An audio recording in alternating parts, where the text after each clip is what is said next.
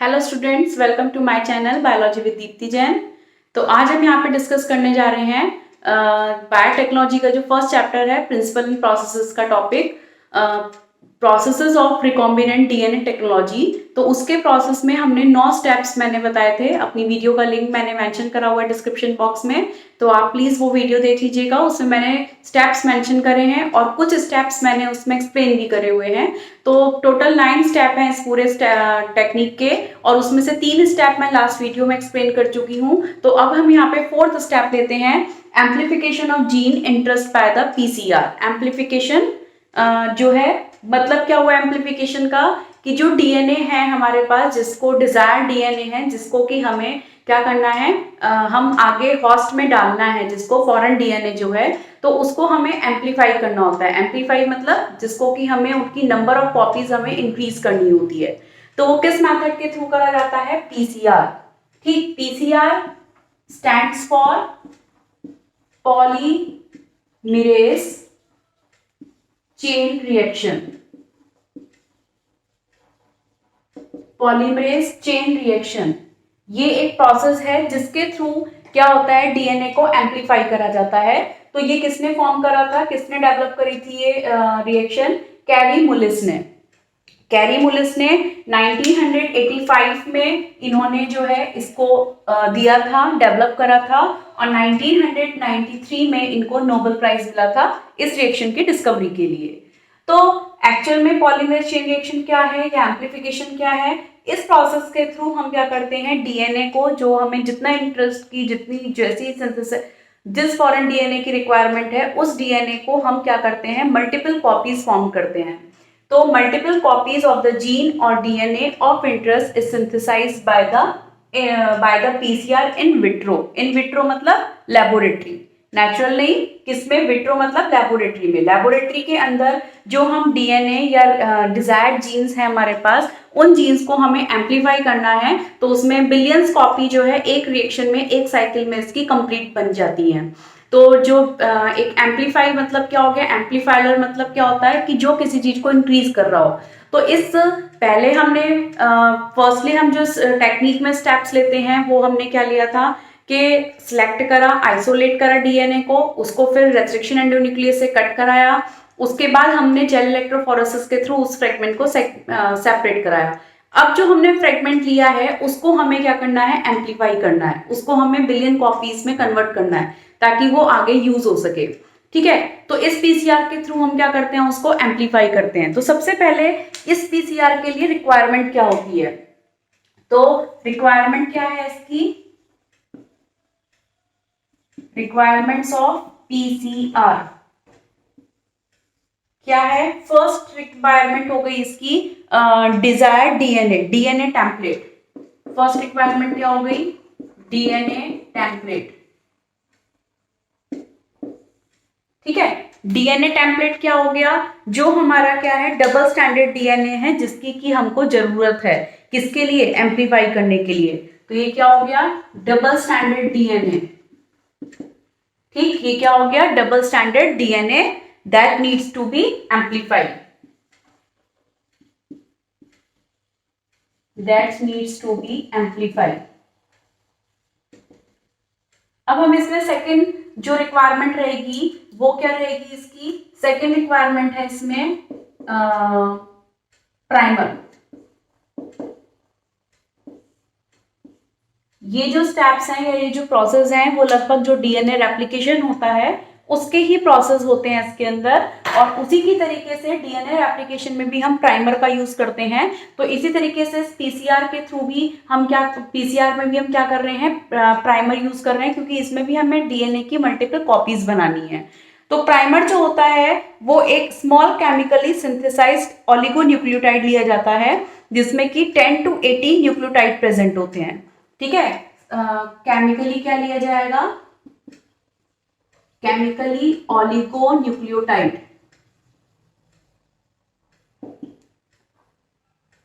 Having 10 to 80 nucleotides.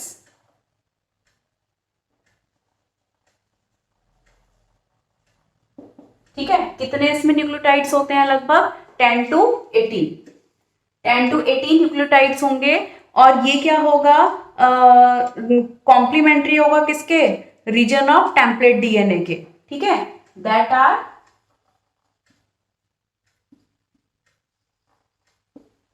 complementary, that are complementary to the region of template DNA. Template DNA के क्या होगा, ये complementary होगा, तभी तो वो आगे उसको ज्वाइन करा सकता है। फिर इसमें जो थर्ड रिक्वायरमेंट होगी वो बहुत इंपॉर्टेंट रिक्वायरमेंट है इसकी, मैं यहां मेंशन कर रही हूं। थर्ड रिक्वायरमेंट इसकी क्या है, डीएनए पॉलीमरेज एंजाइम, एंजाइम बोल देते हैं हम। थर्ड रिक्वायरमेंट है इसकी एंजाइम,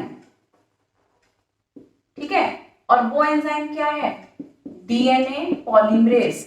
जैसे हम लोग बोलते हैं ना, डीएनए रेप्लिकेशन में डीएनए पॉलीमरेज यूज होता है, तो यहाँ पे जो डीएनए पॉलीमरेज यूज होता है उसको बोला जाता है टेक पॉलीमरेज। क्या बोलते हैं उसको, टेक पॉलीमरेज। हम उसको वर्क इसका किसकी तरह होगा, इस डीएनए पॉलीमरेज की ही तरह होता है, लेकिन बोलते क्या है इसको, टेक पॉलीमरेज। क्यों बोलते हैं टेक पॉलीमरेज, क्योंकि ये जो है आइसोलेट जो करा जाता है वो एक बैक्टीरिया से करा जाता है जिसका नाम है थर्मस एक्वेटिकस, ठीक है। इसका जो सोर्स है वो क्या है, थर्मस एक्वेटिकस, ठीक है, ये इसका सोर्स है। ये क्या हो गया, इसका सोर्स बैक्टीरिया है। इस बैक्टीरिया से ये एंजाइम डिराइव्ड होता है जिसका नाम है टेक पॉलीमरेज, जो कि पीसीआर में इसकी रिक्वायरमेंट होती है, यूज करा जाता है। तो ये जो एंजाइम है जो यूज करते हैं हम इसको, इस एंजाइम, इस पे क्वेश्चन आता है, 2 मार्क्स पे क्वेश्चन आता है, 1 मार्क्स पे क्वेश्चन आता है कि पॉलीमरेज चेन रिएक्शन में कौन सा एंजाइम हम यूज करते हैं, तो कौन सा एंजाइम आ गया, टेक पॉलीमरेज। इसको शॉर्ट में ऐसे लिखते हैं, टेक पॉलीमरेज, शॉर्ट में ऐसे लिखा जाता है ये, ठीक है। और इसका सोर्स क्या है, सोर्स मैंने क्या बताया अभी, थर्मस एक्वेटिकस। और इसको क्यों यूज करते हैं, नॉर्मल डीएनए पॉलीमरेज क्यों यूज नहीं हो सकता, क्योंकि ये हाई टेम्परेचर पर रेसिस्ट है, ठीक है। अभी मैं इसके स्टेप्स बताऊंगी, उसमें आपको ये चीज क्लियर होगी कि ये हाई टेम्परेचर क्यों रिक्वायरमेंट है। तो पीसीआर हाई टेम्परेचर पे वर्क करती है, तो हमें ऐसा एंजाइम लेना पड़ता है जो हाई टेम्परेचर पे रेसिस्ट हो सके। तो डीएनए पॉलीमरेज जो होता है वो रेसिस्ट नहीं कर पाता उतने हाई टेम्परेचर पे जिसपे कि ये रिएक्शन चलती है। तो उतने हाई टेम्परेचर पे ये क्या कर सकता है, रेसिस्ट कर सकता है। इसी वजह से इसको यूज करा जाता है किसमें, पीसीआर में, ठीक है। तो इसमें टेक पॉलीमरेज यूज 3 रिक्वायरमेंट हुई। एक तो हुआ डीएनए टेम्पलेट जो डिजायरेबल डीएनए है जिसको कि हमें एम्पलीफाई करना है, वो DNA template. Second is the primer, that is the chemically oligonucleotides with 10 to 12 nucleotides, near about 10 to 18 nucleotides, and that are the complementary to the region of the template DNA. DNA template के क्या होंगे, ये complementary होंगे। And third one is the enzyme, that is the Tec polymerase. It is similar to the DNA polymerase, and its source is the Thermus aquaticus. क्यों use कर रहे हैं हम इसको, क्योंकि ये हाई टेम्परेचर पे रेसिस्ट रहता है। क्योंकि एंजाइम्स होते हैं जो वो क्या है, प्रोटीन्स हैं, तो हाई टेम्परेचर पे प्रोटीन क्या हो जाता है, डीनेचर हो जाता है, जिसकी वजह से क्या होगा, ये वर्क नहीं कर पाएगा। लेकिन ये जो थर्मस एक्वेटिकस है ये हाई टेम्परेचर पे भी क्या कर सकता है, वर्क कर सकता है। अब हम यहाँ पे लेते हैं इसके स्टेप्स। तो यहाँ पे हम इसका प्रोसेस लेते हैं पीसीआर का। तो इसमें 3 स्टेप्स में प्रोसेस कंप्लीट होता है। First is the denaturation, second is the annealing and third is the extension. तो ये 3 स्टेप में कंप्लीट होता है। तो डीनेचुरेशन मतलब जिसमें कि डीनेचर करना, हाई टेम्परेचर पे जब हम किसी भी प्रोटीन को, किसी भी एंजाइम को हम हीट कराते हैं तो वो क्या हो जाता है, डीनेचर हो जाता है, जिससे कि उसके जो फोल्ड्स होते हैं वो ओपन हो जाते हैं। तो उसी तरीके से हम डीएनए को भी क्या करा रहे हैं, डीनेचर करा रहे हैं हाई टेम्परेचर पे, जिससे कि उसके जो दोनों स्ट्रैंड हैं उनकी बॉन्डिंग, हाइड्रोजन बॉन्डिंग टूट जाए और दोनों स्ट्रैंड्स क्या हो जाए, उसके सेपरेट हो जाए। तो यहाँ पे हम मैं दिखा रही हूँ आपको एक डायग्राम के हेल्प से। ये हमने यहाँ क्या ले लिया, एक डीएनए, ठीक, 5 prime to 3 prime and 3 prime to 5 prime. ठीक है, अब हम इसको कितने डिग्री टेम्परेचर पे लगभग हीट करते हैं, 90 to 98, 90 to 98 degree Celsius temperature पे इसको क्या करा जाता है, ट्रीट करा जाता है लगभग 15 सेकेंड्स के लिए। ठीक है, इसको हम यहाँ पे हीट कर रहे हैं 15 सेकेंड, और क्या कर रहे हैं, हम इसको हीट कर रहे हैं। ठीक है, लगभग कितने सेकंड के लिए हमने हीट करा, 15 सेकंड्स के लिए, और कितने टेम्परेचर पे कर रहे हैं, 90 टू 98 डिग्री सेल्सियस पे। अब यहाँ क्या होगा, जिससे कि क्या हो जाएंगे, इसके यहाँ के बीच के बॉन्ड टूट जाएंगे, ये बॉन्डिंग टूट जाएगी। क्या होगा, break the hydrogen bond. Hydrogen bond टूटने के बाद क्या होगा, अब यहाँ पे दो स्ट्रैंड्स अलग अलग हो जाएंगे इसके, एक स्ट्रैंड ये हो गया और एक स्ट्रैंड ये आ गया।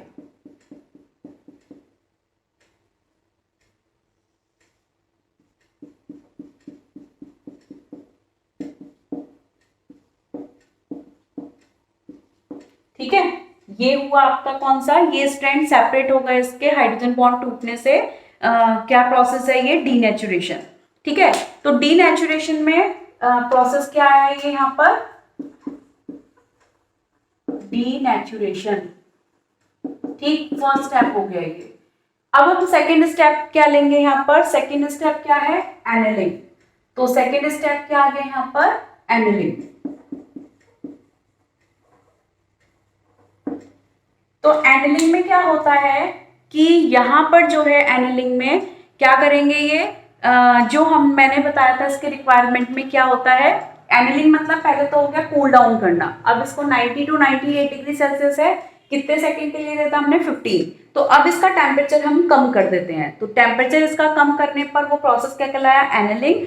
और साथ में यहाँ पर एक प्राइमर ऐड होगा, जो हमने ऑलिगोन्यूक्लियोटाइड बताया था वो इस पे ऐड होता है, ज्वाइंट होगा। तो अब मैं यहाँ पे दिखा रही हूँ प्राइमर जुड़ता हो, और वो किस प्राइम पे जुड़ेगा, 3 प्राइम पर,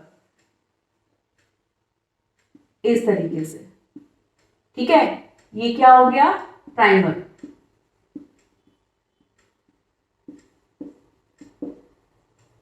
ठीक है, इसी तरीके से, सॉरी मैंने यहाँ साइड गलत लिख दी,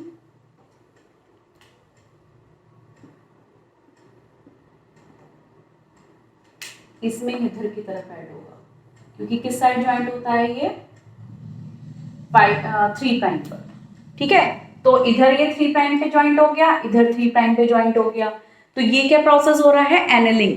तो इसमें ऑलिगोन्यूक्लियोटाइड जुड़ जाते हैं, जो प्राइमर है, जिसमें लगभग 10 टू 18 न्यूक्लियोटाइड ज्वाइंट होते हैं। और कितने टेम्परेचर पे रहता है ये, 40 टू 60 डिग्री सेल्सियस टेम्परेचर पे। यहाँ पे ये किस टेम्परेचर पे काम कर रहे हैं, 40 टू 60। मैं अलग स्टेप दिखा देती हूँ, ये अलग हुए ना, तो 40 टू 60 डिग्री सेल्सियस पे कूल डाउन करा गया, और जो है इस पे join the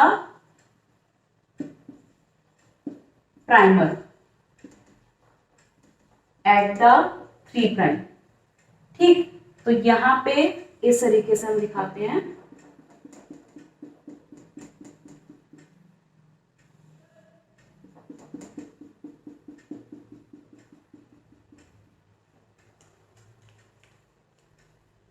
five prime to 3 prime and 3 prime to 5 prime, और यहां पे ज्वाइंट हो रहा है आरएनए प्राइमर। ठीक है, ये क्या हुआ, प्राइमर। इसी तरीके से इधर 3 प्राइम पे ये ज्वाइंट हो गया। ठीक है, तो ये कौन सा प्रोसेस हुआ, एनेलिंग। ठीक है, अब एनेलिंग के बाद थर्ड स्टेप क्या आता है इसमें, एक्सटेंशन। तो एक्सटेंशन में लगभग इसमें 72 डिग्री सेल्सियस पर, 72 डिग्री सेल्सियस टेम्परेचर पर डीएनए पॉलीमरेज या फिर टैक पॉलीमरेज, किसके प्रेजेंस में होगा ये, Taq polymerase. Taq polymerase enzyme के प्रेजेंस में टैक और पॉलीमरेज एंजाइम क्या करेगा, इसको एक्सटेंड करता चला जाएगा। जैसे अब मैं यहाँ पे दोनों स्ट्रैंड्स अलग अलग दिखा रही हूँ, ठीक है, ये वाले एक इधर दिखा रही हूँ, एक इधर दिखा रही हूँ।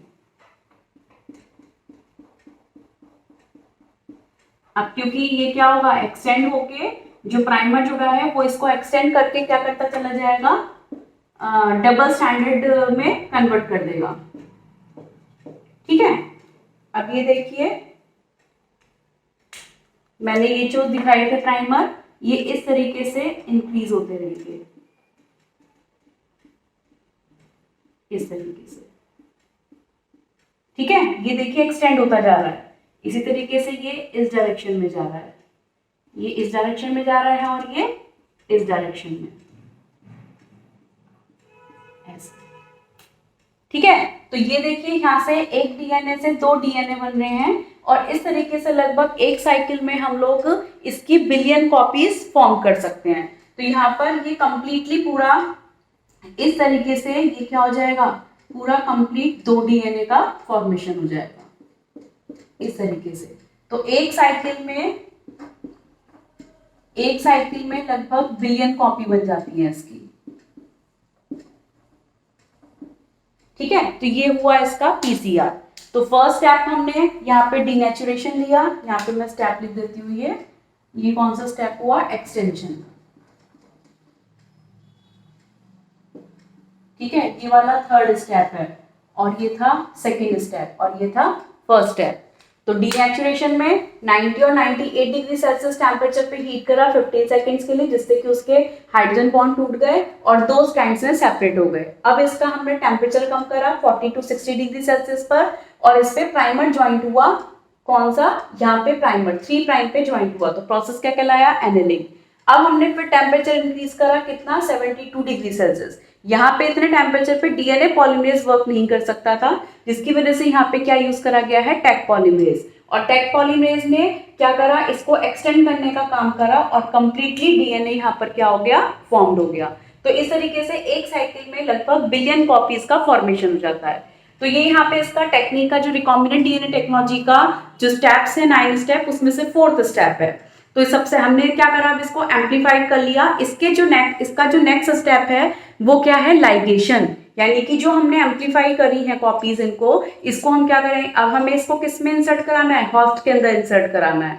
तो होस्ट में इंसर्ट कराने के लिए हमें होस्ट को भी क्या करना पड़ेगा, लाइगेट करना पड़ेगा। जैसे हमने फॉरेन डीएनए को निकालने के लिए एंडोन्यूक्लियस एंजाइम्स यूज करके उनके पर्टिकुलर फ्रेगमेंट्स को कट कराया था, उसी तरीके से अब हमें क्या करना है, होस्ट के अंदर भी उस साइट को डालने के लिए भी तो जगह होनी चाहिए। अब जैसे ये मार्कर है, ठीक, अगर इस मार्कर में ये हमें मार्कर इस कैप में फिट करना है तो हमें यहाँ पे क्या करना है, कैविटी बनानी पड़ेगी, तभी तो ये मार्कर इसके अंदर जाएगा, अदरवाइज ये मार्कर नहीं जा सकता। तो उसी तरीके से होस्ट के अंदर जब हमको फॉरेन डीएनए डालना है तो होस्ट के अंदर भी तो स्पेस बनानी पड़ेगी। तो उसके लिए हमें क्या करना पड़ेगा, जिस एंजाइम के थ्रू हमने डीएनए फ्रेगमेंट को कट कराया था, उसी एंजाइम की हेल्प से हम होस्ट के अंदर भी क्या करेंगे, उस साइट को कट करा देंगे ताकि फॉरेन डीएनए वहां पे क्या हो सके, इंसर्ट हो सके, ठीक है।